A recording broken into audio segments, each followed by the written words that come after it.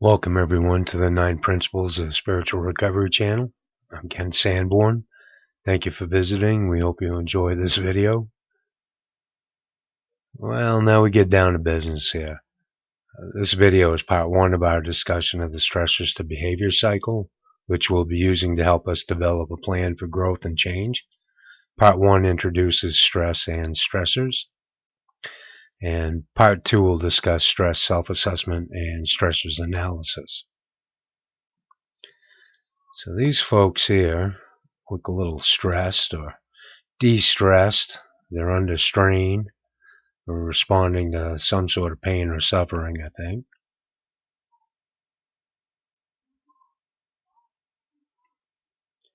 In a word, over the past 18 months, for most of us, our lives have been stress, stress, stress, stress, and yes, more stress.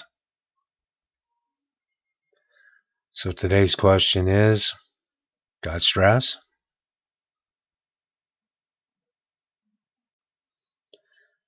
For most of us human beings, the answer is a loud yes, especially over the past couple of years with the pandemic, the political upheaval in our country and around the world, things like finances, relationships, health issues, natural disasters, a few of the major sources of stress that we experience.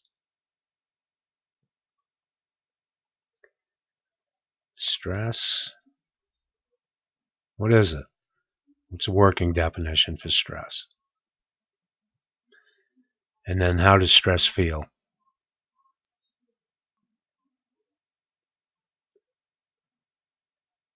So, working definition for stress from the University of California, Irvine.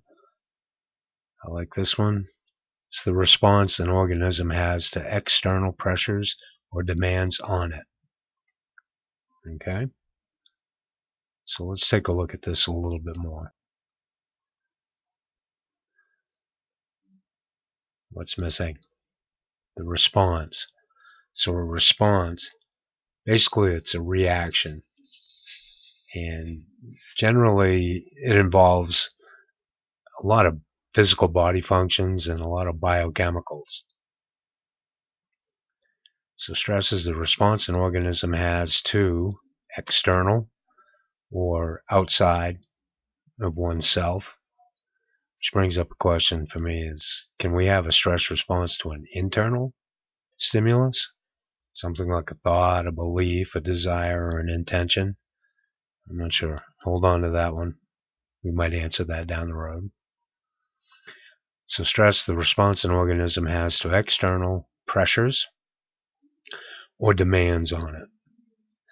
So keep those two words in mind too, pressures and demands. We're going to see those again in this video. We can look at 4 areas of overall health. So how does stress feel? Well, we can take a look at it in terms of 4 different types of feelings. Feelings we have physically, emotionally, mentally or intellectually, and then behaviorally. So in terms of our physical bodies, how does stress feel? You can usually tell by muscle fatigue, it's tension, your neck, your shoulders, your back, all of those things, your head, headaches, rapid breathing, heart rate that's racing, nausea, indigestion, diarrhea, constipation, sweating, twitching, trembling, dizziness or lightheadedness, assorted aches and pains.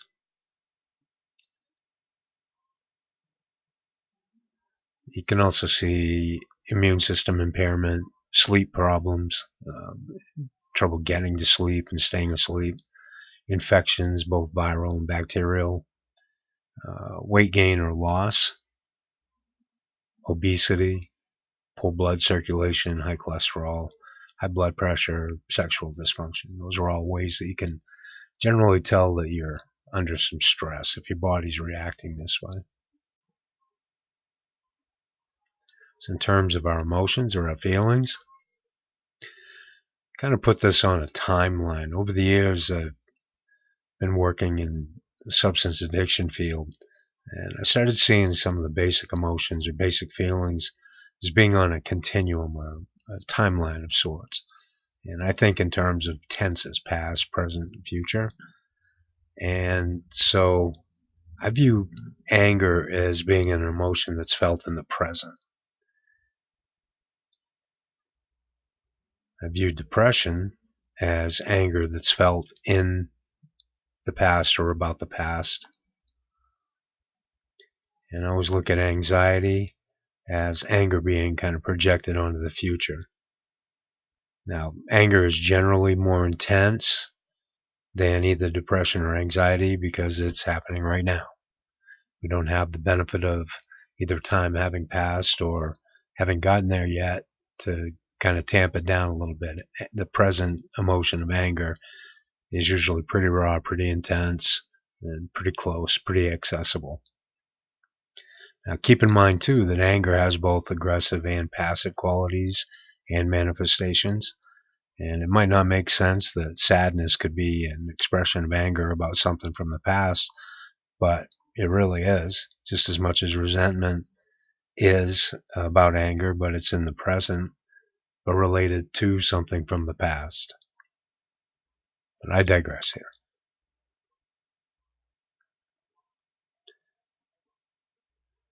So again, when we're angry, we can, other words that mean similar things or different degrees of anger: hostile, frustrated, resentful.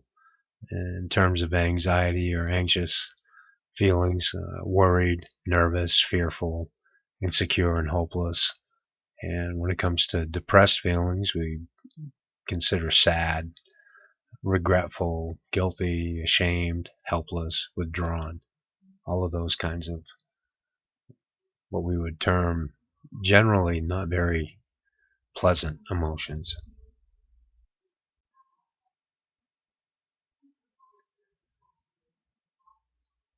So if emotionally, if you kind of feeling any of these things, you probably are under some stress.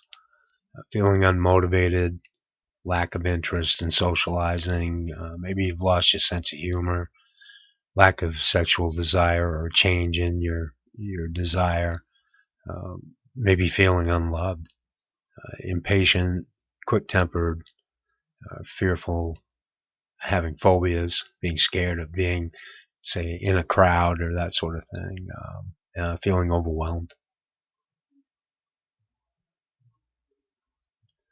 The next area to take a look at is mental and intellectual.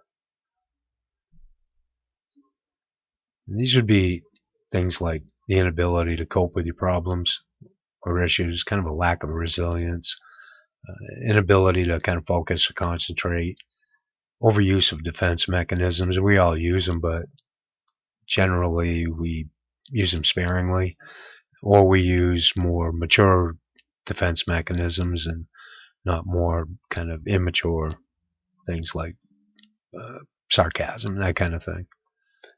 Negative thought patterns, another sign that probably under stress, poor judgment and decision making, and memory issues. Also, you could see an increased number or intensity of conflicts without resolution, decreased self-esteem, self-worth, and self-confidence, addictive thinking,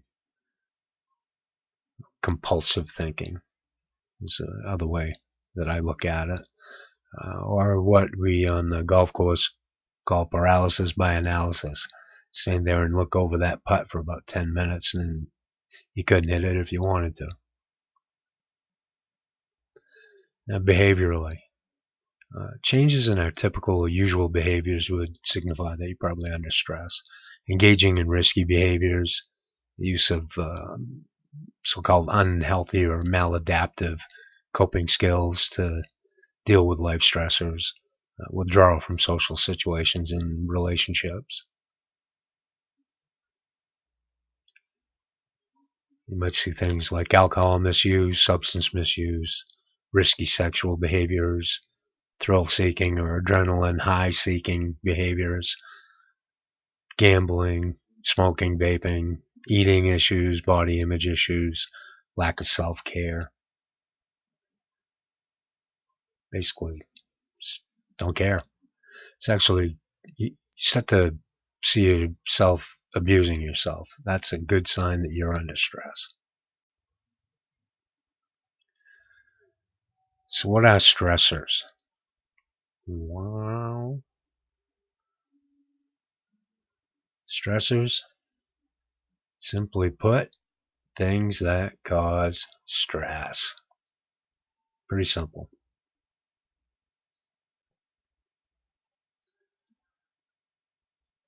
Over the years, I've worked with different types of stressors I've been able to identify more or less generally. And these would be problems, pressures, demands, threats, traumas.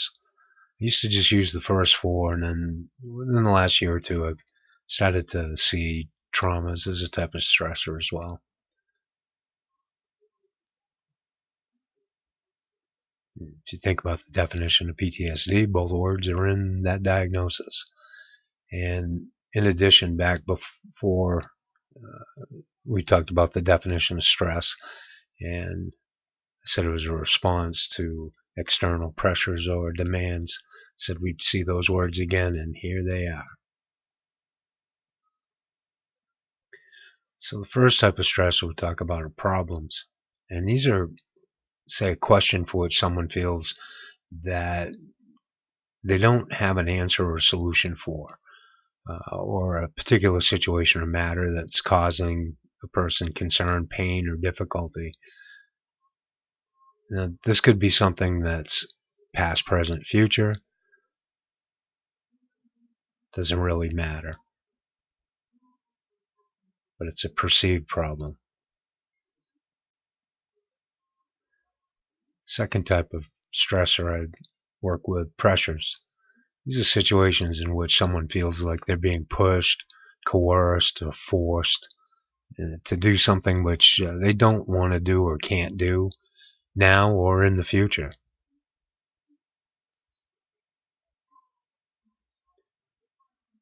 Third type of stressor, demands, similar to a pressure.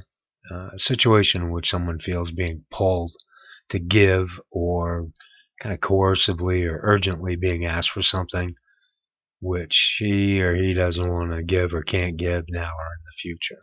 You feel almost compelled, like you have to do it.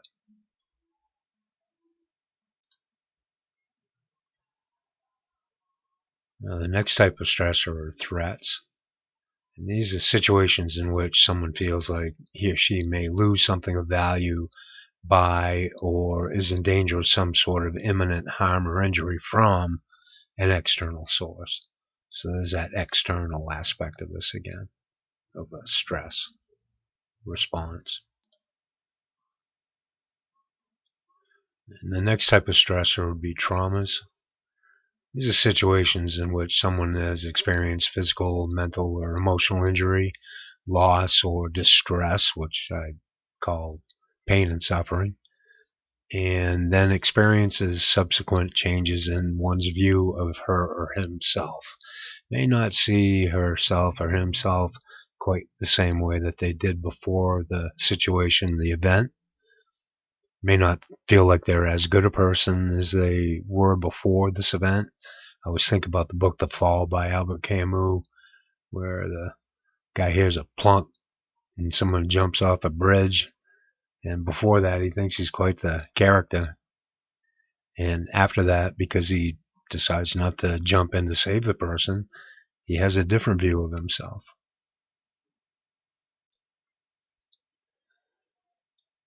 So quickly to recap what this video was about. First, we talked about stress and what it is, and we talked about it being a response or a reaction that an organism has to external or outside pressures or demands. We talked about how stress feels and different aspects of our health, our physical health, in terms of our body and our emotional health, the way we feel about things, and our thinking, or kind of our more rational aspects of our health, and also behaviorally, how we act. And if any of those aspects of our health seem to be impacted or affected in a way that seems different to us or concerning, we may be under more stress than we think. Next, we talked about the different types of stressors: problems, pressures, demands, threats, traumas.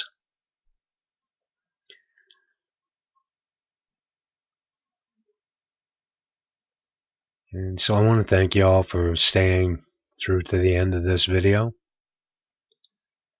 The next video will be the second part of the stressors to behavior cycle, which will be about stress, self-assessment.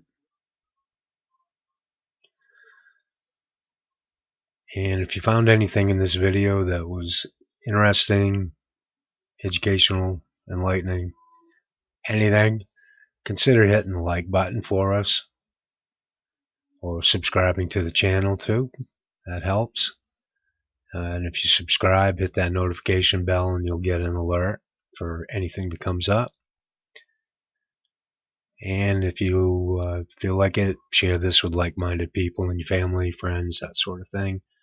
I also invite you to submit a comment to the channel if you feel like it.